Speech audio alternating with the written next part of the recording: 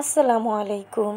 আমি খুব ইউনিক একটি মজাদার রেসিপি নিয়ে আসছি, লাউয়ের পায়েস।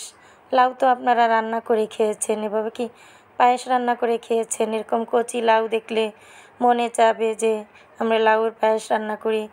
আমরা যেই বাসায় থাকি, বাড়িয়ালি খালাম্মাদের অনেক লাউ হয়েছে, ওখান থেকে একটি লাউ আমাকে দিয়েছে, তো মনে চাইলো এটা দিয়েই আমার পারফেক্ট দুধ লাউটা রান্না করা যাবে। তা আমি খোসা ছাড়িয়ে নেব লাউটা। খোসা ছাড়িয়ে 4টা টুকরা করে চিকন পাশটা দিয়ে আমি গ্রেট করে নিয়েছি। এখন আমার লাউগুলো এরকম গ্রেট করা হয়েছে মিহি মিহি। এখন আমি হাতের চিপে রসটাকে বের করে নিব, যাতে লাউয়ের গন্ধটা না থাকে। এখন চুলাতে একটি প্যান বসিয়ে আমি 2 চামচ ঘি দিয়ে দেব। তাতে 2টে তেজপাতা এবং দারুচিনি, এলাচ দিয়ে ভেজে নিব। লাউটাকে আমি ভেজে নেব। কিছু কাঠবাদাম কুচি, পেস্তা বাদাম কুচি দিয়ে নেড়ে চেড়ে নিব, স্মেলটা খুব সুন্দর আসবে।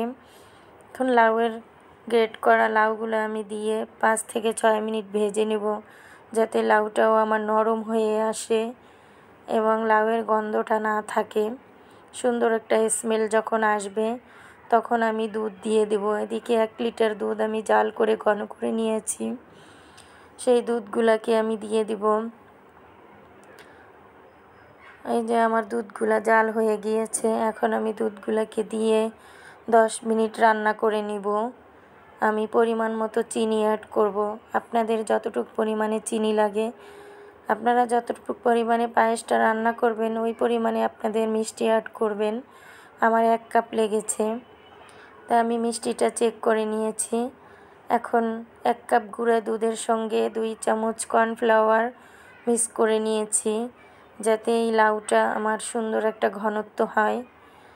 ঘনত্বটা হলেই আমি বুঝবো যে আমার হয়ে গিয়েছে। আমার এখন 2-3 মিনিট জাল করে আমি একটি সার্ভিং ডিশে উঠিয়ে নেব। যখন দেখব চামচে গা ছেড়ে ছেড়ে আসছে না, তখন আমার বুঝতে হবে আমার লাউয়ের পায়েসটা হয়ে গিয়েছে। তা এখন একটি সার্ভিং ডিশে আমি নিয়ে নিব।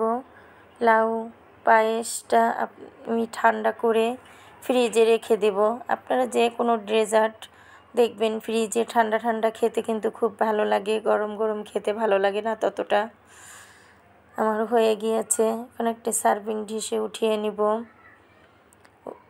আমার ভিডিওটিকে কোথা থেকে দেখছেন, লাইক কমেন্ট শেয়ার করবেন, একটি করে কমেন্ট করে জানাবেন, যাতে আপনাদেরকে আমি ধন্যবাদ দিতে পারি। আমি এখন উঠিয়ে ঠান্ডা করে ফ্রিজে রেখে দিব।